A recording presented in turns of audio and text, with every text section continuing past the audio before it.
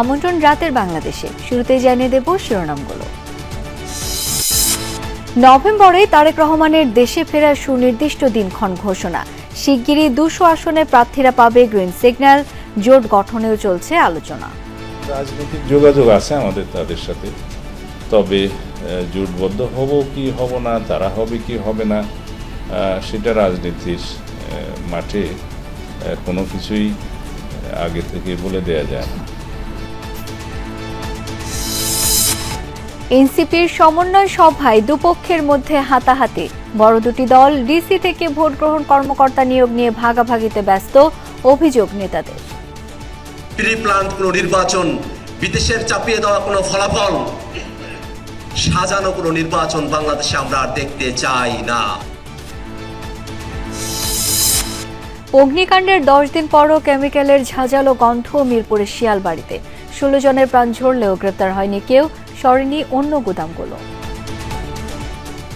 শ্রমিক আছি, আমরা বেতন পাইতেছি না, আমরা প্রায় না খাওয়া থাকার মতো অবস্থা হয়ে গেছে। আমরা যা ঘরে ঢুকতে পারছি না, রাস্তায় আমরা ঘুমাইছি, বাচ্চা কাচ্চা লয়ে এমনি চলান যাবে, সংসার চলানি যাইতেছে না। 8 জেলায় সড়ক দুর্ঘটনায় প্রাণ গেছে 14 জনের। সুনামগঞ্জে পর্যটকবাহী বাস খাদে পড়ে মা মেয়ে নিহত। ময়মনসিংহে পিকআপ সিএনজি সংঘর্ষে এক দম্পতির মৃত্যু। বাংলাদেশের সাথে রাজনৈতিক সম্পর্ক জোরদার করছে কাতার, জানালেন রাষ্ট্রদূত। রোহিঙ্গা সংকট ইস্যুতে পাশে থাকতে চায় দোহা। এছাড়াও রাতের বাংলাদেশে থাকছে। ট্রাম্পের চাপে শেষ পর্যন্ত নতি স্বীকার করল ইসরায়েল। পশ্চিম তীর অধিগ্রহণ বিল স্থগিত। মার্কিন প্রেসিডেন্টের ভূমিকার প্রশংসা করল হামাস।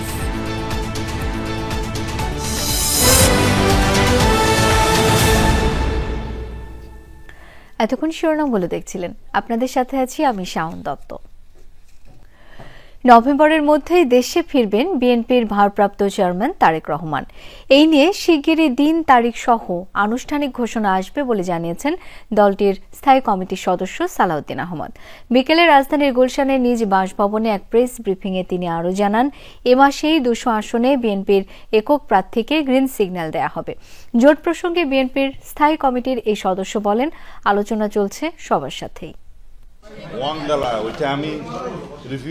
জাতীয় সংসদ নির্বাচনের দিন যত কাছে আসছে, রাজনৈতিক দলগুলোর ব্যস্ততা বাড়ছে।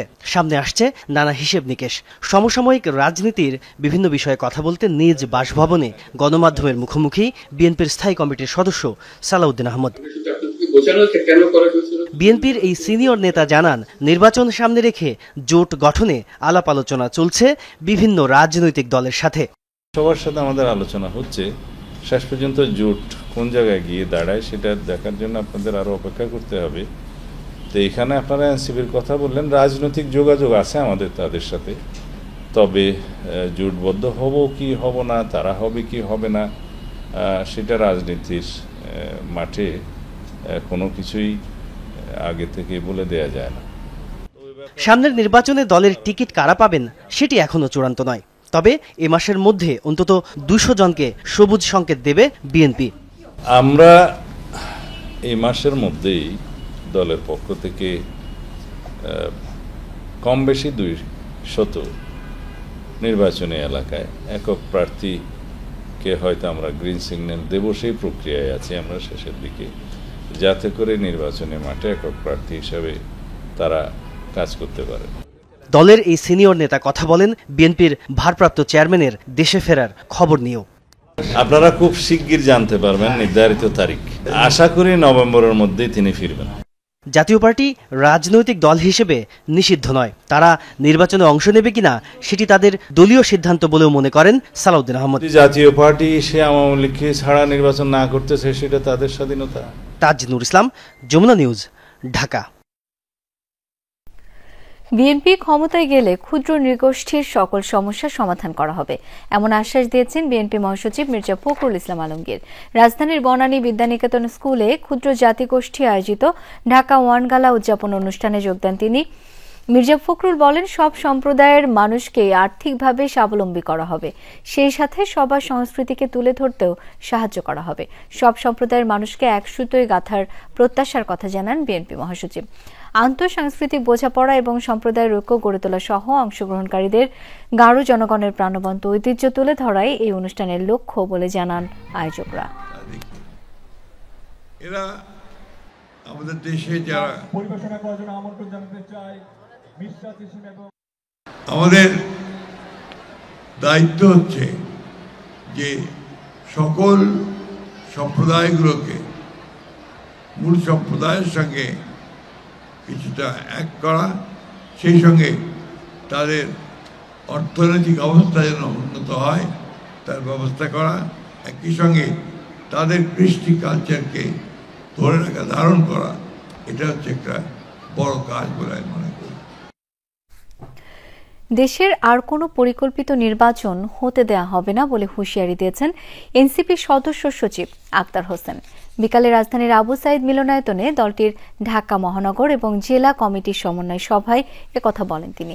বলেন, যদি একটি দলের আপত্তির কারণে আরপিও সংশোধনী বাতিল করা হয় তবে জনগণ বুঝে নেবে লন্ডন বৈঠকেই সরকার ওই দলটির কাছে ক্ষমতা হস্তান্তরের সিদ্ধান্ত নিয়েছে।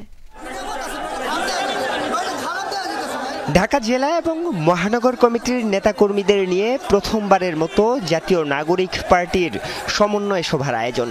বিকালে রাজধানীর আবু সাইদ মিলনায়তনে সভা শুরু হতে না হতেই বাইরে দলটির দুই পক্ষের মধ্যে শুরু হয় এমন হট্টগোল, যা এক পর্যায়ে গিয়ে ঠেকে হাতাহাতিতে, আহত হন একজন।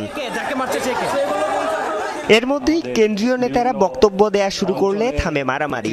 সাংগঠনিক কার্যক্রম গতিশীল করতে নানা নির্দেশনা দেন উত্তরাঞ্চলের মুখ্য সংগঠক সার্জিস আলম।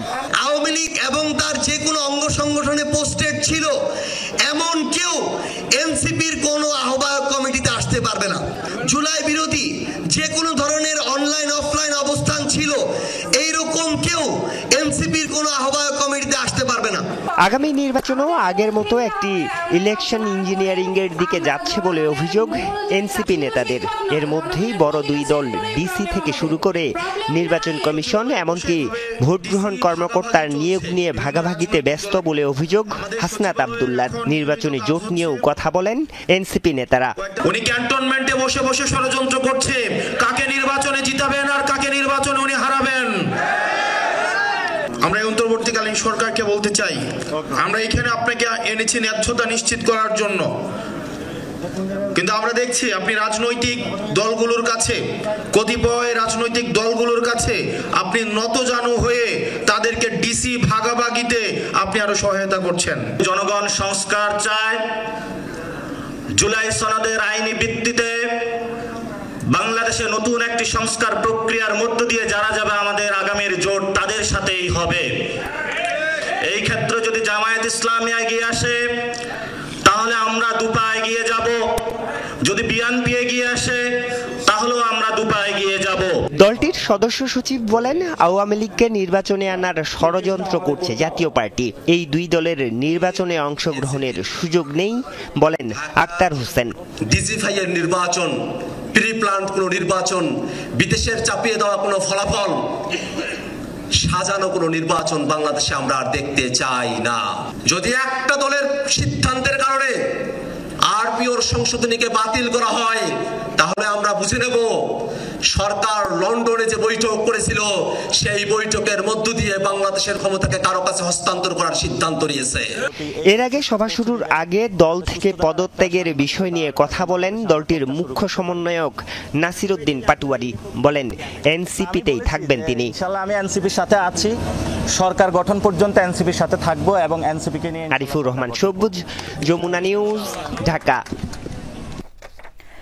মিরপুরে ভয়াবহ অগ্নিকাণ্ডের 10 দিন পরও আতঙ্ক কাটেনি এলাকায়।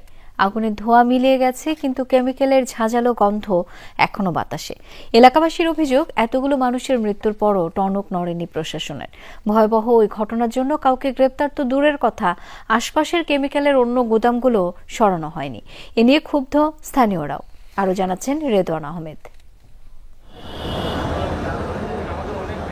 ভয়াবহ আগুনের সূত্রপাত 14 অক্টোবর সকালে এই ভবন থেকেই। উপরে চলছিল গার্মেন্টস কারখানা, নিচতলায় ছিল কেমিক্যালের গুদাম। একের পর এক রাসায়নিক বিস্ফোরণে মুহূর্তেই ছড়িয়ে পড়ে আগুন। বের হতে পারেননি অনেকেই।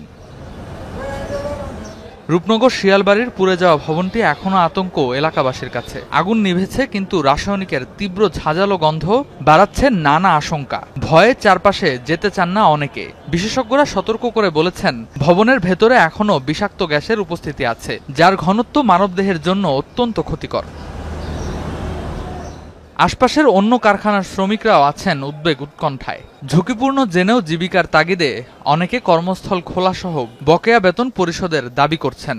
যেখানে সমস্যা হয়েছে সেখানে বন্ধ রাখে বাদ বাকিগুলো খুলে দেওয়া হোক, না হলে তো আমরা ওয়ার্কার যারা আছি, শ্রমিক আছি, আমরা বেতন পাইতেছি না, আমরা প্রায় না খাওয়া থাকার মতো অবস্থা হয়ে গেছে। দোকান বাকি লাগাইছি স্যার, আমরা কেমনে দিই? আজকে আমরা তালা মারা ঘর, আমরা যা ঘরে ঢুকতে পারছি না, রাস্তায় আমরা ঘুমাইছি।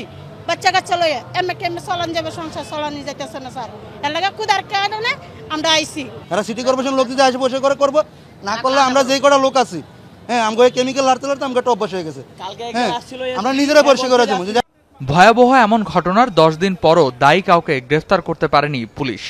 সাধারণত সালফারের মাত্রা 10-এর মধ্যে হইলে ওটাকে বলা যায় বিপদ মুক্ত, আশঙ্কা মুক্ত। গতকালকে পর্যন্ত যে রিডিংটা ছিল, এখানেও সালফারের মাত্রা অনেক বেশি ছিল। এখনও অ্যারেস্ট করা সম্ভব হয় নাই, আমাদের অভিযান অব্যাহত আছে। আমরা আশা করি খুব দ্রুত সময়ের মধ্যেই তাকে অ্যারেস্ট করে আইনের আওতা আনা সম্ভব হবে। আতঙ্কিত এলাকাবাসীর অভিযোগ, এত বড় ঘটনার পরও টনক নড়েনি প্রশাসনের। আশপাশে এখনও রয়েছে ঝুঁকিপূর্ণ কয়েকটি কেমিক্যাল বোঝাই গুদাম। তালা ঝুলিয়ে লাপাত্তা মালিকরা। তদন্তে জানা গেছে, গুদামের ভেতরে হাইড্রোজেন সালফাইড ছিল বিপজ্জনক মাত্রায়, প্রতি মিলিয়নে 150 পার্ট, যা মানুষের জন্য তাৎক্ষণিক প্রাণঘাতী। তাই প্রথম 3 দিন উদ্ধারকারীরা ভেতরে ঢুকতেই পারেননি। ঘটনায় নিহত হয়েছিলেন 16 জন। তাদের একজন জয়, তার লাশ পাওয়া গেলেও নিখোঁজ তার স্ত্রী মার্জিয়া সুলতানার খোঁজ এখনো পাওয়া যায়নি। মেয়ের খোঁজে তার বাবা এখনো ঘুরে বেড়াচ্ছেন ধ্বংসস্তূপের চারদিকে। আমার মায়ের সাথে কথা বলছি, জামাইয়ের সাথে আমি কথা বলছি, বলার পরে এরকম আপনার আগুন ডেকে গেছে, কিন্তু দিহি বাড়িতে ভাবতেছি, কিন্তু গেট আয়ে দেখে গেট তালা মারা। পরে আমি ফোন দেই আর ফোন ঢুকে না। এইসব মনে কর দুর্ঘটনা ঘটতে গেছে আর কি। ঢাকা মেডিকেল যা রাস্তা লাশ করে একজন পাইছি, কিন্তু জামাই সন্ধান পাইছি, মেয়ের কোনো সন্ধান পাইছি না। ধ্বংসস্তূপ এই ভবনটি থেকে এখনো বেরোচ্ছে রাসায়নিকের বিষাক্ত গন্ধ। এর মধ্যেই তোড়জোড় শুরু হয়ে গেছে আশপাশের কারখানাগুলো খুলে দেয়া। এমন বড় দুর্ঘটনার যে আবারও পুনরাবৃত্তি হবে না, এমন নিশ্চয়তা দিতে পারছেন না কেউই। রেদওয়ান আহমেদ, যমুনা নিউজ, ঢাকা। বাংলাদেশের সাথে কেবল অর্থনৈতিক নয়, রাজনৈতিক সম্পর্ক স্থাপন করছে কাতার। দেশটিতে বাংলাদেশের রাষ্ট্রদূত বলছেন, জুলাই অভ্যুত্থানের পর গণতান্ত্রিক উত্তরণ প্রক্রিয়া ও ঢাকাকে সহযোগিতার আনুষ্ঠানিক প্রস্তাব দিয়েছে দোহা। সেই সাথে মধ্যস্থতা কূটনীতিতে সক্রিয় কাতার। রোহিঙ্গা ইস্যুতেও থাকতে চাই বাংলাদেশের পাশে। মাহফুজ মিশুর রিপোর্ট। জুলাই অভ্যুত্থানের পর গেল জানুয়ারিতে উন্নত চিকিৎসার জন্য বহু বছর পর লন্ডন গিয়েছিলেন বিএনপি চেয়ারপারসন খালেদা জিয়া। তার যাওয়ার সময় বিশেষ এয়ার অ্যাম্বুলেন্স পাঠিয়েছিলেন কাতারের আমির। আবার সেই রয়্যাল এয়ার অ্যাম্বুলেন্সেই ঢাকা ফেরেন সাবেক এই প্রধানমন্ত্রী। গেল এপ্রিলে প্রধান উপদেষ্টা ডক্টর মোহাম্মদ ইউনূসের কাতার সফরকেও গুরুত্ব দিয়েছে দেশটি। এ সময় জ্বালানি সংকট মোকাবেলায় এলএনজি আমদানি বাড়ানোর পাশাপাশি বাংলাদেশে ব্যবসা বাণিজ্য আর বিনিয়োগ বাড়ানোরও আগ্রহ দেখায় তেল সমৃদ্ধ এই দেশটি। দেশটিতে বাংলাদেশের রাষ্ট্রদূত বলছেন, সাম্প্রতিক সময়ে নতুন উচ্চতায় পৌঁছেছে ঢাকা দোহা সম্পর্ক। কাতার বাংলাদেশ কূটনৈতিক সম্পর্ক, রাজনৈতিক সম্পর্ক সবসময় একটি অসাধারণ এবং চমৎকারিত্ব অবলম্বন করে চলে। এবং সম্প্রতি আপনি জেনেছেন যে মাননীয় প্রধান উপদেষ্টা এই দেশটিতে সফর করেছেন এবং গত বছর এই দেশের আমির বাংলাদেশে সফর করেছেন।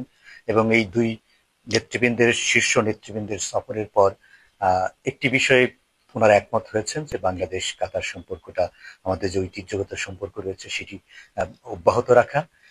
গত 5 দশক ধরে মূলত শ্রমবাজার কেন্দ্রিক সম্পর্ক কাতারের সাথে।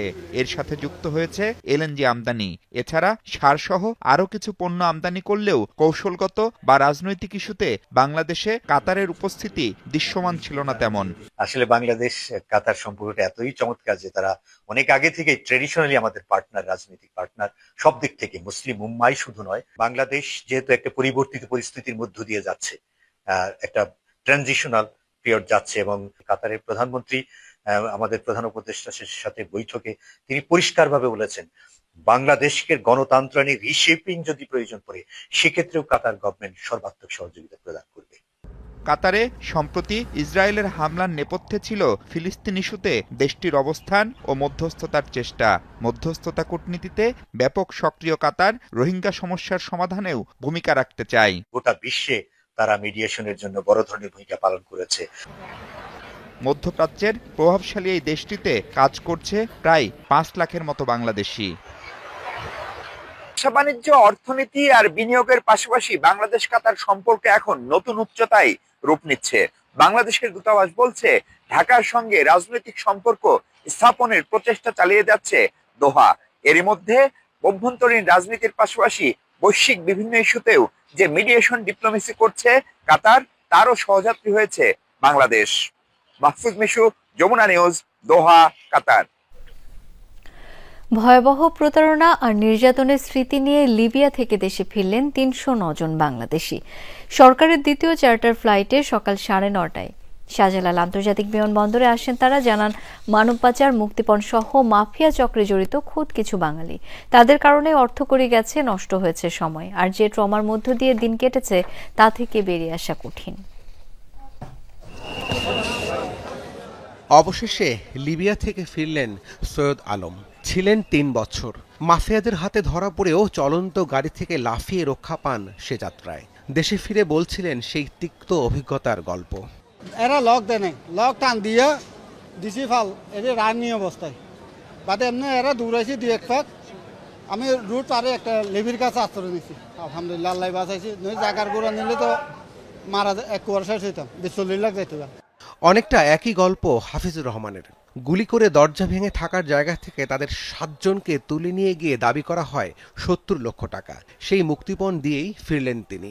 আর ভাইকে পেয়ে আবেগঘন হয়ে পড়েন তার বোন। ভাই পাইছি, আমাদের অনেক আনন্দ, আমার আনন্দ অনেক কান্না আসছে। আমি এই অবস্থা, আমরা 7 জন লোকের কাছ থেকে 9.5 লক্ষ করে এক একজনের কাছ থেকে টাকা নিয়েছে, এতটুকু আমি বলতে পারি ভাই। শুক্রবার সকাল 9:30টায় লিবিয়া থেকে ফেরা বিশেষ ফ্লাইটের প্রায় সকলের অবস্থা একই রকম। সবার মুখেই লিবিয়ার বর্তমান পরিস্থিতি আর মাফিয়া দালাল চক্রের দৌরাত্ম্যের কথা। অভিযোগ সেসব মাফিয়া চক্রে জড়িত কোনো বাঙালি।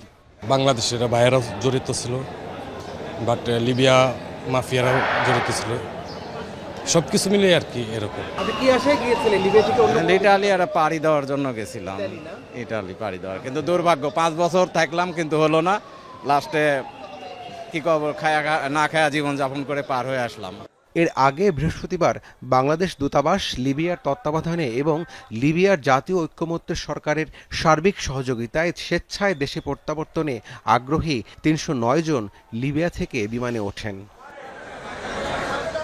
একই প্রক্রিয়ায় আগামী 30 অক্টোবর আরও 3 শতাধিক বাংলাদেশিকে দেশে প্রত্যাবর্তনের জন্য লিবিয়া সরকারের সঙ্গে নিবিড়ভাবে কাজ করছে দূতাবাস। এর আগে 9 অক্টোবর প্রথম দফায় 309 জন দেশে ফিরেন। রাব্বি সিদ্দিকী, যমুনা নিউজ, ঢাকা। ফেব্রুয়ারিতে ভোট দিতে জনগণ অধীর আগ্রহে অপেক্ষা করছে মন্তব্য করেছেন বিএনপির স্থায়ী কমিটির সদস্য আমির খসরু মাহমুদ চৌধুরী। শুক্রবার বিকেলে চট্টগ্রাম জেলা স্টেডিয়ামে জিয়া স্মৃতি ফুটবল টুর্নামেন্টের উদ্বোধন করেন তিনি। এ সময় আমির খসরু বলেন, বিএনপি সরকার গঠন করলে ভবিষ্যতে বাংলাদেশের রাষ্ট্রীয় প্রতিষ্ঠানগুলো এবং ক্রীড়াঙ্গন দলীয়করণ বা রাজনীতিকরণের ঊর্ধ্বে থাকবে। ইতিমধ্যে বিএনপি রাষ্ট্র কাঠামো মেরামতের জন্য 31 দফা প্রস্তাবনা দিয়েছে। সেখানে ক্রীড়াঙ্গন, সাংস্কৃতিক অঙ্গন এবং যুব সমাজের বিষয়টি বিশেষভাবে উল্লেখ করা হয়েছে। এদিকে টুর্নামেন্ট ঘিরে ফুটবল উৎসবে মেতে ওঠে শত শত দর্শক ও বিএনপি নেতাকর্মীরা। 2টি সেমিফাইনালের পর সন্ধ্যায় অনুষ্ঠিত হয় ফাইনাল ম্যাচ। বাংলাদেশের মানুষের যে আকাঙ্ক্ষা, সেই আকাঙ্ক্ষাকে বাধাগ্রস্ত করার কোন সুযোগ নাই।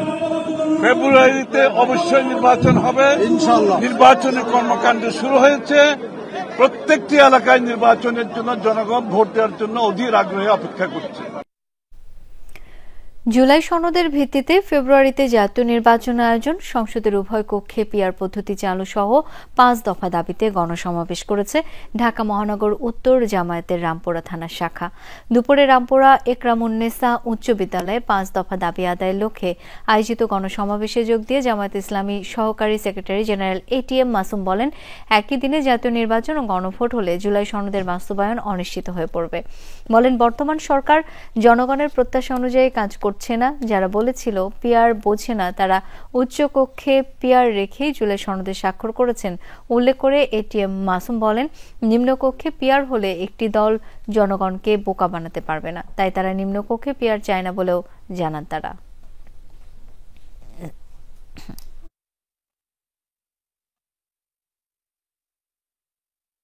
গণভোটের মধ্য দিয়েই এটার সাংবিধানিক ভিত্তি নিশ্চিত হবে। আর এই গণভোট আমরা বলেছি নভেম্বরের মধ্যেই সম্পন্ন করতে হবে। একটা বড় দল একসাথে নির্বাচনের দিন গণভোট আর নির্বাচন করতে চান, তারা মনে হয় যেন অতীত ভুলে গিয়েছেন। গণভোট আগে হতে হবে, এরপরে নির্বাচন হবে। টঙ্গী থেকে নিখোঁজ ইমামকে পঞ্চগড়ে শেকল বাঁধা অবস্থায় উদ্ধারের ঘটনায় ঢাকা ময়মনসিংহ সড়ক অবরোধ করে বিক্ষোভ করেছেন মুসল্লিরা। জুমার নামাজের পর গাজীপুর টঙ্গীর বিভিন্ন মসজিদ থেকে মিছিল নিয়ে মহাসড়কে 1.5 ঘন্টার মতো অবস্থান নেন তারা। অভিযোগ করেন, বিটিসিএল টিএনটি কলোনি জামে মসজিদের ইমাম মহিবুল্লাহ মিয়াজি গত বুধবার সকালে বাসা থেকে হাঁটতে বের হয়ে অপহৃত হন। পরদিন পঞ্চগড় থেকে শেকল বাঁধা অবস্থায় তাকে উদ্ধার করা হয়। আন্দোলনকারীদের অভিযোগ, অখণ্ড ভারত ও ইসকনের পক্ষে কথা বলতে তাকে নানা সময় উড়ু চিঠি দেওয়া হয়, না মানাতেই অপহরণ করা হয় বলেও দাবি করেন তারা। দ্রুত ঘটনা তদন্ত ও সুষ্ঠু বিচার দাবি করেন বিক্ষোভকারীরা।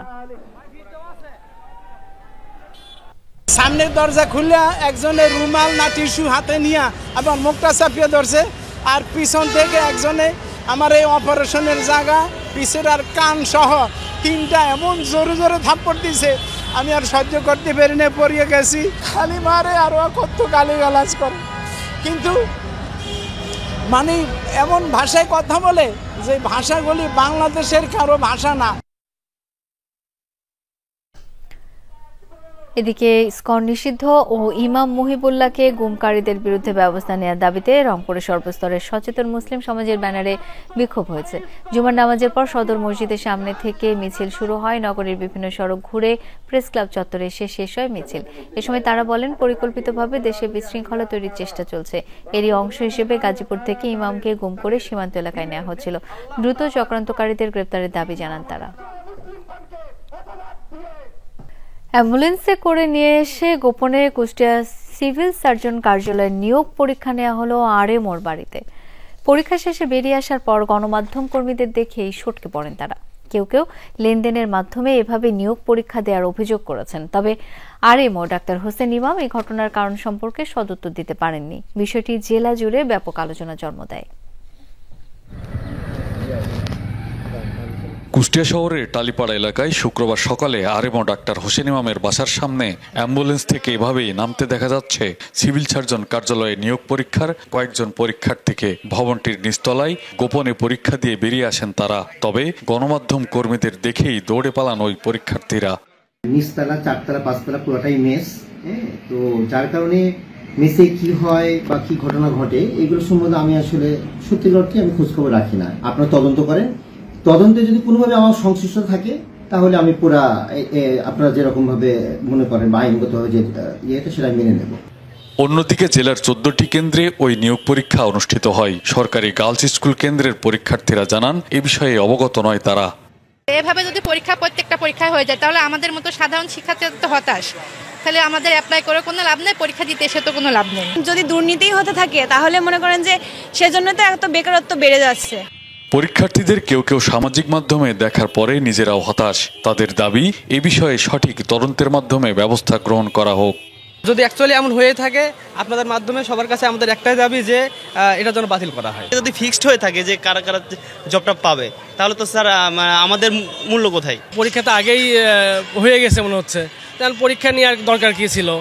শহরের হরিশঙ্করপুরে বৃহস্পতিবার রাতে একটি বাড়িতে একইভাবে গোপনে পরীক্ষা নেওয়ার প্রস্তুতি চলছিল। লোক সমাগম দেখে তাদের আটক করে স্থানীয়রা। এ সময় অর্থ লেনদেনের কথা স্বীকারও করে এক পরীক্ষার্থী। প্রশ্ন আসবে আমাদের পরে কালকে পরীক্ষা। কত টাকা কন্ট্রাক্ট হয়েছিল? আমার 16 লাখ টাকা। কার সাথে কন্ট্রাক্ট হয়েছিল আপনার? ঘটনা সম্পর্কে সিভিল সার্জন সহ ঊর্ধ্বতন কর্মকর্তারা বলছেন, এমন ভিডিও তারাও দেখেছেন, তবে তা অসম্পন্ন কন্টেন্ট। এমন কিছু ঘটলে তার দায়ভার নিতে প্রস্তুত তারা। আমি গ্যারান্টি দিয়ে বলতে পারি, যদি কোনো প্রশ্ন কপি এই পরীক্ষার আগে কোথাও গিয়ে থাকে, এটার দায় আমি নেব। আরএমওর বিরুদ্ধে কোনো ধরনের সুনির্দিষ্ট অভিযোগ আসে, স্বাস্থ্য বিভাগের যে পদ্ধতি সেটা নিয়ে আলাদা অবশ্যই তদন্ত হবে। দেখলাম যেরকম বলাবলি করছে, তবে এটা সরাসরিভাবে হয়তো বলা যাবে না, এটা তদন্ত সাপেক্ষে হয়তো বলা যেতে পারে। কোনো যদি অস্পষ্ট কিছু বের হয় তাহলে একদম রূপটাকে সার্চ করা হোক। এই ঘটনায় জেলা জুড়ে চলছে আলোচনা সমালোচনা।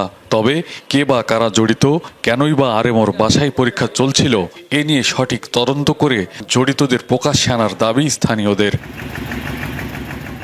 রুহুল আমিন বাবু, যমুনা নিউজ, কুষ্টিয়া। 8 জেলায় আলাদা সড়ক দুর্ঘটনায় প্রাণ গেছে 14 জনের, আহত হয়েছেন অন্তত 15 জন। এর মধ্যে সুনামগঞ্জে পর্যটকবাহী বাস খাদে পড়ে নিহত হয়েছেন মা মেয়ে, আহত হয়েছেন অন্তত 10 জন। ময়মনসিংহে পিকআপ ভ্যান ও সিএনজি অটোরিকশার সংঘর্ষে প্রাণ গেছে স্বামী স্ত্রীর। যান্ত্রিক জীবন থেকে দূরে প্রকৃতির সান্নিধ্য পেতে দল বেঁধে বেরিয়েছিলেন সবাই, কিন্তু আনন্দযাত্রা মুহূর্তেই পরিণত হয় বিষাদে। ঢাকা থেকে সপরিবারে টাঙ্গর হাওরে বেড়াতে যাচ্ছিলেন বাংলাদেশ কেমিক্যাল ইন্ডাস্ট্রিজ কর্পোরেশন লিমিটেডের কর্মকর্তারা। সেজুতি ট্রাভেলসের বাসটি সুনামগঞ্জের শান্তিগঞ্জ উপজেলার পাগলা বাজার পৌঁছালে নিয়ন্ত্রণ হারিয়ে খাদে পড়ে যায়। আজকে ঢাকায় বাস অ্যাক্সিডেন্টে 2 জন মানুষ জায়গায় মারা গেছে, আরো 30-40 জন মানুষ আহত হয়েছে। 40 থেকে 45 জন মানুষ, 2 জন জায়গায় মারা যায়। ঘটনাস্থলেই প্রাণ হারান বাসের যাত্রী মঞ্জুরা আক্তার ও তার মেয়ে আয়েশা সিদ্দিকা। দুর্ঘটনায় আহত হন অন্তত 10 জন। খবর পেয়ে ঘটনাস্থলে গিয়ে দুর্ঘটনা কবলিত বাসটি উদ্ধার করে ফায়ার সার্ভিস ও পুলিশ। আহতদের নেওয়া হয় হাসপাতালে। ময়মনসিংহের ঈশ্বরগঞ্জে পিকআপ ভ্যানের ধাক্কায় সিএনজি চালিত অটোরিকশার যাত্রী স্বামী স্ত্রী নিহত হয়েছেন। উপজেলার হরিপুর এলাকায় এই দুর্ঘটনা হয়। দুর্ঘটনা কবলিত পিকআপ ভ্যান এবং অটোরিকশাটি জব্দ করেছে পুলিশ। যশোরের বালুবাহী ট্রলির ধাক্কায় প্রাণ গেছে মোটরসাইকেল আরোহী 2 কিশোরের। চৌগাছা উপজেলার জাহাঙ্গীরপুর এলাকায় এই দুর্ঘটনা হয়। পুলিশ জানায়, মোটরসাইকেলে করে চৌগাছা বাজারে যাচ্ছিল ইমন ও আশরাফুল। এ সময় বালুবাহী ট্রলি ধাক্কা দিলে ঘটনাস্থলেই মারা যান 2 জন। এছাড়া লালমনিরহাট ও বাগেরহাটে সড়ক দুর্ঘটনায় নিহত হয়েছেন আরও 2 জন। রাজধানীতেও সড়কে প্রাণ গেছে 1 জনের। এদিকে গতরাত 3:30টার দিকে ফরিদপুরে ঢাকা ভাঙ্গা এক্সপ্রেসওয়েতে দাঁড়িয়ে থাকা একটি বাসে ট্রাকের ধাক্কায় নিহত হয়েছেন 2 জন, আহত হন 5 জন। এছাড়া নরসিংদীর মাধবদীতে গতরাতে বাস চাপায় ইজি বাইকের চালক সহ 3 জনের প্রাণ গেছে। রায়নাদি এলাকায় ঢাকা সিলেট মহাসড়কে হয় এই দুর্ঘটনা। রাহিম সারোয়ার, যমুনা নিউজ। বর্ণাঢ্য আয়োজনে অনুষ্ঠিত হল ঢাকা বিশ্ববিদ্যালয় ফ্রেন্ডস অ্যালায়েন্স ডুফার 5ম মেগা রিউনিয়ন ও এজিএম। 95-96 সেশনের উচ্ছ্বসিত সাবেক ঢাবি শিক্ষার্থীরা পুরনো বন্ধুদের পেয়ে আনন্দে মেতে ওঠেন। অনুষ্ঠানে রাজনীতিবিদ, আমলা সহ নানা পেশায় নিযুক্ত ঢাকা বিশ্ববিদ্যালয়ের প্রাক্তন শিক্ষার্থীরা অংশ নেন। বর্ণাঢ্য র্যালি, সাংস্কৃতিক অনুষ্ঠান ও পরিবারের সদস্যদের সান্নিধ্যে আনন্দ উচ্ছ্বাসে সময় কাটান প্রাক্তন ঢাবিয়ানরা। ছুটির দিন সকালে বর্ণাঢ্য র্যালি ও কেক কেটে শুরু হয় ঢাকা ইউনিভার্সিটি ফ্রেন্ডস অ্যালায়েন্স ডুফার 5ম মেগা পুনর্মিলনী অনুষ্ঠান। এরপর আলোচনা সভা অনুষ্ঠিত হয়, যেখানে ঢাবি শিক্ষক ও প্রাক্তন শিক্ষার্থীরা বক্তব্য রাখেন। ঢাকা বিশ্ববিদ্যালয়ের 95-96 সেশনের বিভিন্ন বিভাগের 4000 প্রাক্তন শিক্ষার্থী ও তাদের পরিবারের সদস্যরা এতে অংশ নেন। দীর্ঘ সময় পর বন্ধুদের কাছে পেয়ে আনন্দ উচ্ছ্বাসে সময় কাটান তারা। আমরা অনেক এনজয় করতেছি, প্রত্যেকটা মুহূর্তই আমাদের এনজয়ের। আমরা বাচ্চা হয়ে যাই, মনে হয় সেই আমরা ফার্স্ট ইয়ারেই আছি। আমাদের যে প্রায় 2 যুগ চলে গেল এটা আর তখন মনে হয় না। যতবারই আসি আগের মতোই লাগে, মানে নতুন কিছু লাগে না, মনে হয় যে আমরা সেই সময়ে আসছি। আমরা যেন আজীবন অটুট থাকি, সজীব থাকি এই প্রত্যাশা রাখি। অনেকে আবার বন্ধুদের কাছে পেয়ে আবেগ আপ্লুত হয়ে ওঠেন, বলেন বন্ধু ছাড়া জীবন অচল। পুরনো দিনের নানা স্মৃতিচারণ করে আড্ডায় মেতে ওঠেন তারা। এক কথায় একটা অসাধারণ মিলন মেলা, এটা ভালোবাসার মহাসাগর, বন্ধুত্বের মহাসাগর। উৎসবে আসলে তো সবসময় ভালো লাগে, সেই ভালো অনুভূতি নিয়েই আসি এবং ফিরে যাই। ডুফার যে উত্তরোত্তর সমৃদ্ধি, এটা মূল উদ্দেশ্য হলো বন্ধুদের ভালোবাসা। খুবই ভালো লাগে, অনেকদিন পর দেখা হয় আর মনে হয় যে ওই বয়সেই আছে সবাই। এটা খুবই একটা অ্যামেজিং প্রোগ্রাম এবং আমরা আসলেই খুব আনন্দিত এরকম একটা প্রোগ্রামে অংশগ্রহণ করতে পেরে। এই মেগা রিইউনিয়ন বন্ধুদের পারিবারিক অনুষ্ঠানে রূপ নেয়। র্যাফেল ড্র, শিশুদের খেলাধুলা ও সাংস্কৃতিক অনুষ্ঠানের মধ্য দিয়ে শেষ হয় জমকালো এই আয়োজন। শামীম রেজা, যমুনা নিউজ, ঢাকা। বিয়ে মানেই আনন্দ, সাজসজ্জা আর আয়োজনের জোয়ার। তবে এক জায়গায় যদি মেলে সব প্রস্তুতির সুযোগ, তাহলে কেমন হয়? রাজধানীর গুলশানে আয়োজন করা হয়েছে M square fed the wedding edition, যেখানে এক ছাদের নিচেই পাওয়া যাচ্ছে বিয়ের সাজ পোশাক, গহনা থেকে শুরু করে ইভেন্ট প্ল্যানিং। এই আয়োজনে অংশ নিয়েছে দেশীয় fashion designer, beauty expert, event management প্রতিষ্ঠান সহ 125টি ব্র্যান্ড। বিয়ের মৌসুমকে সামনে রেখে রাজধানীতে আয়োজন করা হয়েছে 2 দিন ব্যাপী এম স্কয়ার ফেড। দেশীয় ফ্যাশন ও লাইফস্টাইল উদ্যোক্তাদের নিয়ে সাজানো এই আয়োজন ঘিরে গুলশানের আলোকিতে ছিল উৎসব মুখর পরিবেশ।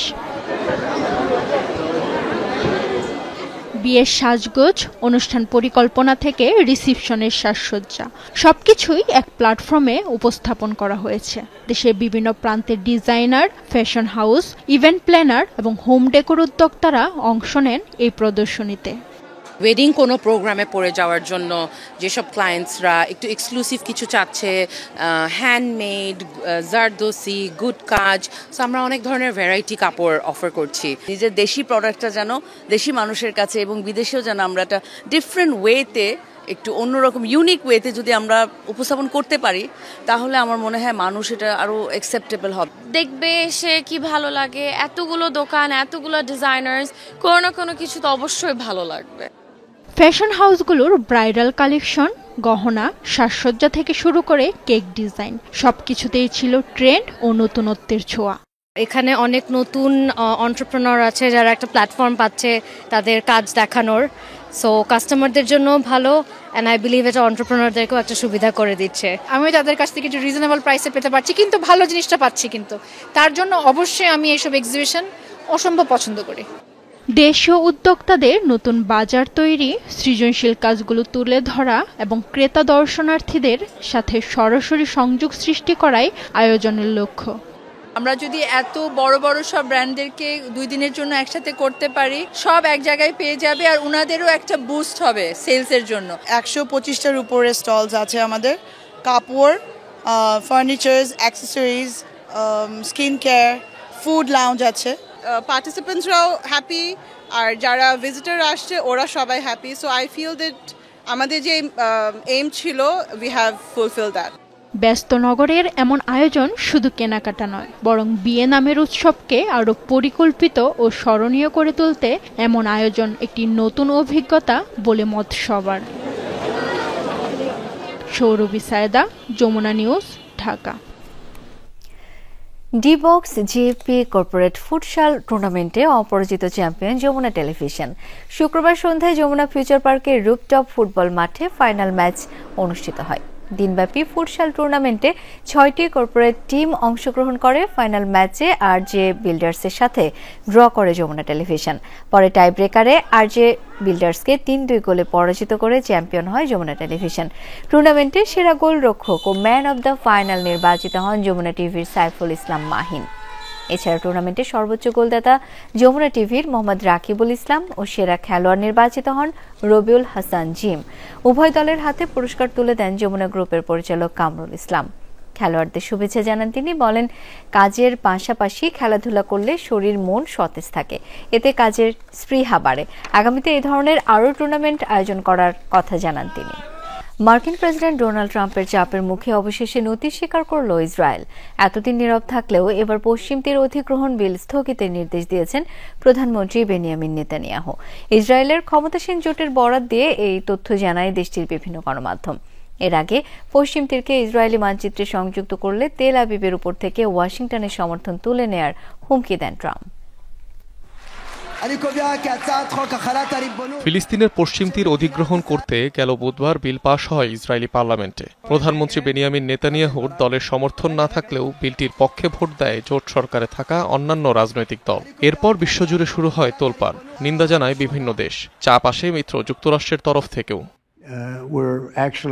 এবার এ ঘটনার কঠোর প্রতিক্রিয়া জানালেন মার্কিন প্রেসিডেন্ট ট্রাম্প। সরাসরি হুমকি দিয়ে বলেন পশ্চিম তীর অধিগ্রহণ করলে যুক্তরাষ্ট্রের সব সমর্থন হারাবে ইসরায়েল। টাইম ম্যাগাজিনে দেয়া এক সাক্ষাৎকারে ট্রাম্প পাশ হওয়া বিলের বিরোধিতা করে জানান পশ্চিম তীর দখল করতে পারবে না তেল আবিব।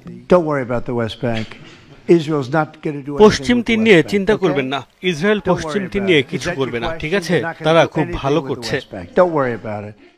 যুক্তরাষ্ট্রের এই সমালোচনার পর নীরবতা ভেঙেছেন ইসরায়েলি প্রধানমন্ত্রী। ক্ষমতাসীন জোটকে নেসেটে পশ্চিম তীর অধিগ্রহণের বিল পেশ না করার নির্দেশ দিয়েছেন বেনিয়ামিন নেতানিয়াহু। জোট সরকারের চেয়ারম্যান ওফার কাৎজকে দেয়া এই নির্দেশনার খবর জানিয়েছে ইসরায়েলি গণমাধ্যম ওয়াইনেট নিউজ। অধিগ্রহণ বিলটি আইনে পরিণত হতে আরও 3 ধাপের ভোটাভুটি প্রয়োজন। পাশ হতে হবে নেসেটের পররাষ্ট্র ও প্রতিরক্ষা কমিটিতে। অনিক রহমান, যমুনা নিউজ। এদিকে পশ্চিম তীর দখলের পরিকল্পনা ইসরায়েলের বিরুদ্ধে প্রেসিডেন্ট ট্রাম্পের অবস্থানকে স্বাগত জানিয়েছে ফিলিস্তিনের স্বাধীনতাকামী সংগঠন হামাস। হামাসের টেলিগ্রাম পেজে প্রকাশিত এক বিবৃতিতে একথা জানান সংগঠনের মুখপাত্র হাজেম কাশেম। বিবৃতিতে ট্রাম্পের প্রশংসা করেন তিনি। পশ্চিম তীরকে ইসরায়েলের সাথে যুক্ত করার পরিকল্পনায় ওয়াশিংটনের অবস্থান যুদ্ধবিরতি চুক্তির পক্ষে বলে মন্তব্য করেন মুখপাত্র। যুদ্ধবিরতি চুক্তি যথাযথ বাস্তবায়ন নিশ্চিতে আগ্রহী হামাস, এমন আশ্বাসও দেন তিনি। পাশাপাশি গাজায় আগ্রাসন বন্ধ, সীমান্তে অবরোধ তুলে নিয়ে ত্রাণ ও জরুরি সেবা প্রবেশের সুযোগ দিতে ইসরায়েলের উপর চাপ প্রয়োগের আহ্বান জানান তিনি। তুরস্কের প্রধান বিরোধী দলীয় নেতা ওজগুর ওজেলকে রিপাবলিকান পিপলস পার্টি সিএইচপির দলীয় প্রধানের পদ থেকে অপসারণের মামলা খারিজ করে দিয়েছে দেশটির একটি আদালত। এই মামলায় 2023 সালের দলীয় সম্মেলন বাতিলের কথাও উল্লেখ ছিল। ওজেলকে নেতা নির্বাচনের প্রক্রিয়ায় অনিয়ম ও কারচুপির অভিযোগ তুলে দায়ের করা হয়েছিল এই মামলা। রায়ে আদালত জানায় দায়েরকৃত অভিযোগের কোনো ভিত্তি নেই, কেননা দলটি সম্প্রতি আরেকটি বিশেষ সম্মেলন করে আবারও ওজেলকেই নেতা হিসেবে নির্বাচিত করেছে। এই রায় স্বস্তি এনে দিয়েছে প্রেসিডেন্ট রিসেপ তাইয়েপ এরদোগানের প্রতিদ্বন্দ্বীদের জন্য। ইস্তাম্বুলের মেয়র এক্রেম ইমামোগলুর গ্রেপ্তারের পর থেকে সরকার বিরোধী আন্দোলনে নেতৃত্ব দিয়ে ব্যাপক জনপ্রিয়তা লাভ করেন ওজেল।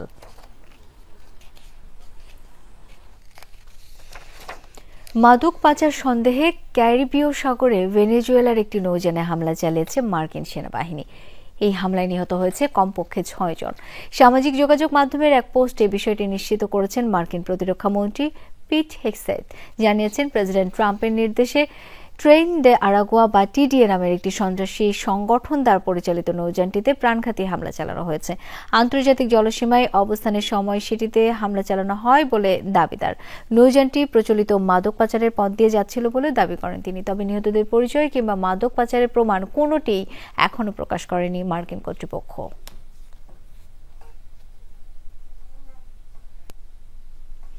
এই ছিল রাতের বাংলাদেশে। এতক্ষণ আমাদের সাথে থাকার জন্য সবাইকে অসংখ্য ধন্যবাদ। শুভরাত্রি।